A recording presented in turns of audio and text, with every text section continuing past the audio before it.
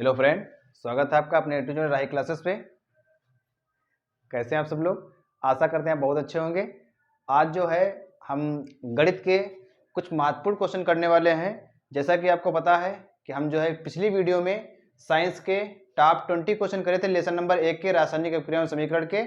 आज जो है हम गणित का जो है चैप्टर नंबर 1 वास्तविक संख्याएं, ठीक, उसके जो है जितने महत्वपूर्ण क्वेश्चन हमारे एग्जाम के नज़रिए से हैं तो वो क्वेश्चन यहाँ पे हम सॉल्व करने वाले हैं। और उसी को ध्यान में रखते हुए पहला क्वेश्चन आपकी स्क्रीन पे दिखाई दे रहा होगा। पहला क्वेश्चन आपका दिया गया है कि 2 या 2 से अधिक अभाज्य संख्याओं का मासा कितना है। 2 या 2 से अधिक अभाज्य संख्याओं का मासा कितना होता है। आपका ऑप्शन है 1, 2, 3 और इनमें से कोई नहीं। तो यहाँ पे ध्यान दें कि अगर हम अभाज्य संख्या की बात करेंगे तो अभाज्य संख्या हमारी वे संख्याएं होती हैं जो स्वयं से और केवल 1 से विभाज्य होती हैं। अगर इसके अलावा और कोई अन्य संख्या से विभाज्य हो रही हैं तो वो अभाज्य संख्या नहीं, जबकि भाज्य संख्या हो जाएगी। ठीक, तो अगर हम सबसे छोटी अभाज्य संख्या की बात करें तो हमारी हो जाएगी 2 और उसके बाद की हमारी हो जाएगी कौन सी? 3। ठीक, ये दोनों हमारी अभाज्य संख्याएं हैं। अगर यहाँ पे हम देखेंगे 2 के फैक्टर करेंगे तो 2 का फैक्टर होगा 2 गुणे 1 और 3 के फैक्टर करेंगे तो 3 गुणे 1। ठीक, तो यहाँ पर दोनों में हमको 1 मिल रहा है तो मासा कितना हो जाएगा इनका? 1। ठीक, और यहाँ पर जो है आप डायरेक्ट याद रख सकते हैं कि अगर हमारे पास 2 अभाज्य संख्याएं दी गई हैं, 2 अभाज्य संख्या कोई भी हो, हमारे पास अगर 2 अभाज्य संख्या कोई भी हैं तो उनका मासा हमेशा 1 होगा। ठीक, इस बात को आप बहुत अच्छे से ध्यान में रखें। ठीक, इसके बाद चलते हैं अपने अगले क्वेश्चन की तरफ। हमारा जो है अगला क्वेश्चन है, लिखा है कि 2 परिमेय संख्याओं के बीच में कितनी परिमेय संख्या हो सकती हैं। तो इसका जो है आप आंसर डायरेक्ट याद रखें कि अगर हमारे पास 2 परिमेय संख्याएं हैं तो उनके बीच में अनंत परिमेय संख्याएं हो सकती हैं। ठीक है, उसके बीच में अनंत परिमेय संख्या हो सकती हैं। आगे आपका जो अगला क्वेश्चन दिया है कि निम्नलिखित में से कौन अभाज्य संख्या है? 8, 9, 11, 15। 8 है, 9 है, 11 है और 15 है। आपको हम बता चुके हैं कि जो संख्या केवल स्वयं से और 1 से भाज्य होगी वही संख्या हमारी अभाज्य कहलाएगी। अगर इसके अलावा किसी संख्या से कट रही है तो वो संख्या हमारी भाज्य हो जाएगी। अगर हम बात करेंगे 8 की तो ये 8 से भी कट जाएगी और 1 से भी कट जाएगी। इसके अलावा ये संख्या 2 से भी कट जाएगी। ठीक, तो यहां पर ये भाज्य हो जाएगी। इसके साथ साथ 9 भी 9 से कट जाएगी और 1 से कट जाएगी। इसके अलावा ये 3 से भी कट जाएगी तो ये भी हमारी भाज्य हो जाएगी। अगर हम 15 की बात करें तो ये 15 से भी कटेगी, 1 से भी कटेगी और 3 से भी कटेगी और 5 से भी कटेगी। तो ये भी संख्या मेरी कौन सी हो जाएगी? भाज्य हो जाएगी। तो हमारा यहाँ पर सही आंसर हो जाएगा 11। करेक्ट आंसर हमारा कितना हो जाएगा? 11। 11 हमारी जो है अभाज्य संख्या है। ठीक है, इसके बाद चलते हैं अपने अगले क्वेश्चन की तरफ। अगला क्वेश्चन दिया है कि 2 संख्याओं का मासा 25 है, ठीक, और उनका लासा 50 है। मासा आपको दिया गया है 25, मासा 25 है और लासा आपका दिया गया है कितना? 50। कह रहे हैं तो संख्याओं का गुणनफल बताओ। एक जब हम ऑफलाइन क्लासेस में जो है ये चैप्टर करवा रहे थे तो आपको जो है एक फार्मूला बताया गया था कि 2 संख्याओं का गुणनफल बराबर मासा गुणे लासा। 2 संख्याओं का गुणनफल बराबर मासा गुणे लासा। हमको देखो 2 संख्याओं का गुणनफल निकालना है। मासा हमारा दिया है 25, लासा कितना दिया है? 50। मल्टीप्लाई कर देंगे 25 25 125 और ये 0 लगा देंगे, कितना आ जाएगा? 1250। ठीक, तो हमारा सही आंसर हो जाएगा 1250। इसके बाद देर ना करते हुए हम आगे चलते हैं अगले क्वेश्चन की तरफ। अगला क्वेश्चन हमारा दिया गया है कि निम्नलिखित में से कौन अभाज्य संख्या। फिर से हमारा वही क्वेश्चन पूछा गया है, निम्नलिखित में से कौन अभाज्य संख्या है। ऑप्शन आपके पास दिया गया 15, 12, 75, 23। ठीक, 15 जो है हमारा 15 से भी कटेगा, 5 से भी कटेगा, 3 से भी कटेगा, 1 से भी कटेगा। 12 जो है 12 से भी कटेगा, 1 से भी कटेगा, 2 से भी कटेगा, 3 से भी कटेगा, 6 से भी कटेगा। 75 75 से भी कटेगा, 1 से भी कटेगा, 5 से, 15 से, 25 से। तो ये तीनों संख्या हमारी कौन सी हो जाएंगी? ये हमारी भाज्य संख्या हो जाएंगी। और एक हमारा चौथा ऑप्शन जो बच रहा है, ऑप्शन नंबर डी, ये हो जाएगा हमारा अभाज्य संख्या, क्योंकि 23 जो है केवल 23 से कटेगी और केवल 1 से कटेगी। ठीक, इसके बाद हम आगे चलते हैं। क्वेश्चन आपका दिया गया है कि निम्न में कौन अपरिमेय संख्या नहीं है। ठीक, तो यहां पर हम देखेंगे कि पहला ऑप्शन हमको दिया है √11, तो ये हमारी अपरिमेय संख्या है। दूसरा √15, √15 को हम लिख सकते हैं √3 गुणे √5, ऐसे भी लिख सकते हैं। तो यहां पर देखेंगे √3 भी हमारी अपरिमेय है और √5 भी हमारी अपरिमेय है, तो पूरी √15 भी हमारी क्या हो जाएगी? अपरिमेय हो जाएगी। ठीक, अब हम बात करेंगे √9, तीसरा ऑप्शन आपका दिया √9 गुणे √16। अगर हम 9 का वर्गमूल निकालें कितना आएगा? 3 गुणे 16 का वर्गमूल निकालें कितना आएगा? 4, 4 3 कितना हो जाएगा? 12, 12 आपका अंश हो गया, हर हम एक मान सकते हैं, अंश बट्टे हर के रूप में लिख दिया हमने p बट्टे q के रूप में, तो संख्या कैसी हो जाएगी? ये परिमेय हो जाएगी। तो और √5 आपकी अपरिमेय संख्या है, तो इस हिसाब से आपका ऑप्शन नंबर सी सही हो जाएगा, √9 गुणे √16। ठीक है, आशा करते हैं आपको बात हमारी समझ में आ रही होगी। और फिर इसके बाद हम चलते हैं अपने अगले क्वेश्चन नंबर तरफ। अगला क्वेश्चन आपका दिया है कि यूक्लिड विभाजन एल्गोरिथम दो धनात्मक पूर्णांकों के निम्न में से किसे परिकलित करने की तकनीक है। ऑप्शन आपके दिए लासा, फिर दिया गया मासा, फिर दिया गया भागफल और फिर दिया गया आपका शेषफल। ठीक, तो यहां पर आपका जो है, अगर यूक्लिड विभाजन एल्गोरिथम की बात कर रहे हैं तो आपका सही आंसर हो जाएगा मासा ज्ञात करने की तकनीक है। ठीक, आगे भाई साहब क्वेश्चन आपका दिया है कि निम्न में से कौन सा परिमेय संख्या है। ठीक, परिमेय संख्या पूछा गया है, तो यहां पे थोड़ा ध्यान दें कि आपको ऑप्शन दिखाई दे रहा है +3, तो ये +3 आपका नहीं है, ये √3 है, √3 है, ये पहला ऑप्शन है। उसके बाद दूसरा ऑप्शन आपका है 2√2 बटे √2, तीसरा है 4 + √5, फिर अगला है √6। ठीक, ये दिया गया है। तो पूछा गया है कौन परिमेय है, तो देखो √3 आपका अपरिमेय है, √6 आपका अपरिमेय है, √5 अपरिमेय है। लेकिन यहां से एक बात ये निकल के आएगी कि अगर किसी भी अपरिमेय संख्या में हम परिमेय संख्या जोड़ रहे हैं तो पूरी संख्या हमको अपरिमेय संख्या मिल जाएगी।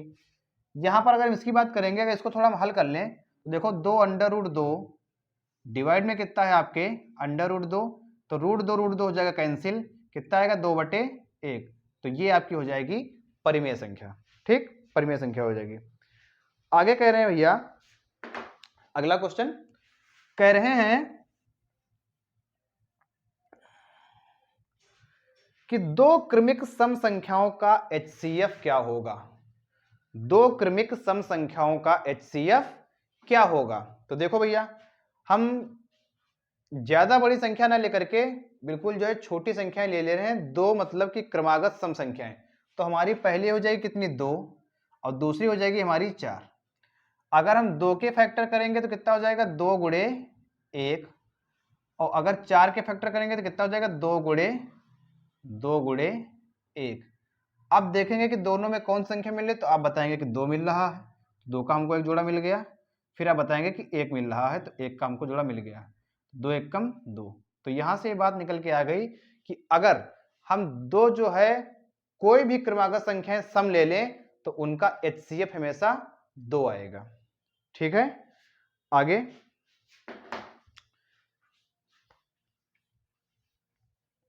चलते हैं अगले क्वेश्चन की तरफ। अगला क्वेश्चन आपका दिया है कि 1400 में 2 का अधिकतम घात है। 1400 में, तो 1400 के यहां पर हम क्या करेंगे? फैक्टर करेंगे। 1400 के करेंगे फैक्टर, तो देखो 14 के फैक्टर क्या होंगे?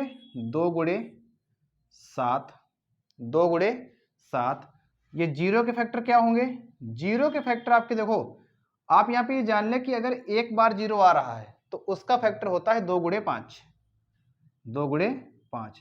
ये देखो 0 कितना हो जाएगा? 2 गुणे 5। ठीक है, अब यहां पर देखें कि 2 हमारा कितनी बार आया है? 1 बार, 2 बार, 3 बार। तो यहां पर 2 की अधिकतम घात कितनी हो जाएगी? 2 की अधिकतम घात हो जाएगी भैया 3। ठीक, तो ऑप्शन नंबर आपका बी सही हो जाएगा। ठीक, इसके बाद आगे चलते हैं। कह रहे हैं कि निम्न में कौन अभाज्य संख्या है?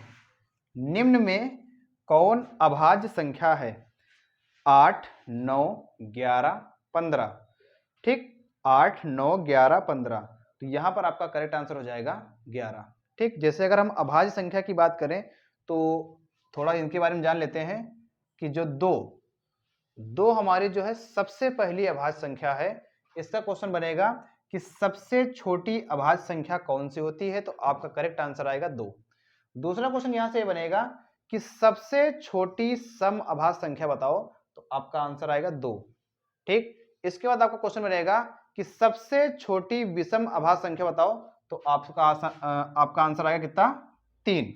तो 2 हो जाएगा, 3, फिर इसके बाद 5, फिर इसके बाद 7, फिर इसके बाद 11, फिर इसके बाद 13, 17, 19, 23, 29, 31, 37, 37 के बाद 41, 43, 47। ठीक, तो ये हमने कुछ अभाज्य संख्या आपको दिखाई जो कि लगभग जो है 2 से स्टार्ट है और 50 के अंदर ही तक हैं। और ये सारी वही संख्याएं आपको दिख रही होंगी जो केवल स्वयं से कटेंगे और 1 से कटेंगे। और जिनको भी अभाज्य संख्या नहीं पता तो वो जान ले कि जो संख्याएं स्वयं से कटती हैं और 1 से कटती हैं अभाज्य संख्याएं कहलाती हैं। ठीक है, तो इसके बाद हम चलते हैं अपने क्वेश्चन नंबर 12 पर। कह रहे हैं कि इनमें से कौन सी अपरिमेय संख्या है? आपसे पूछा गया है कि इनमें से कौन सी अपरिमेय संख्या है। तो पहला ऑप्शन आपका दिया √9। 9 का वर्गमूल कितना होगा? 3। ये कैसी संख्या है? ये परिमेय संख्या है। फिर इसके बाद आपका आंसर है √20।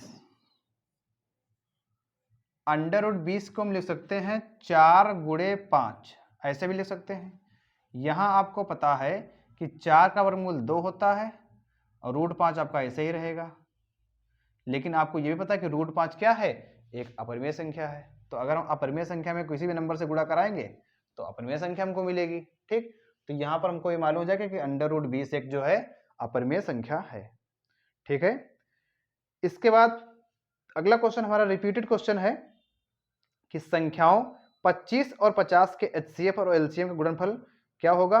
अभी जो है हम क्वेश्चन नंबर जो पिछली अभी वीडियो के पीछे में जो हम क्वेश्चन नंबर 4 कर चुके हैं, सेम वही क्वेश्चन आपका फिर से आया है और इसका करेक्ट आंसर कितना हो जाएगा? 1250। ठीक है, इसके बाद आगे चलते हैं।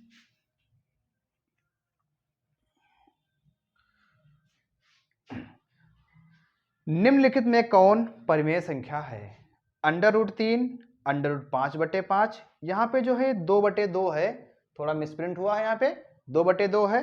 और √7, तो यहाँ पे आप ध्यान दें कि √3 आपकी अपरिमेय संख्या है, √5/5 अपरिमेय संख्या है, 2/2 कट कर दें कितना आ जाएगा? 1 आ जाएगा, तो परिमेय संख्या हो जाएगी। और √7 आपकी अपरिमेय संख्या। तो सही आंसर आपका हो जाएगा 2/2। ठीक है, और इसके बाद एक लास्ट क्वेश्चन है जो कि इंपॉर्टेंट क्वेश्चन है कि 6/15 6/15 6/15 का दशमलव प्रसार आपको बताना है, शांत है या अशांत है।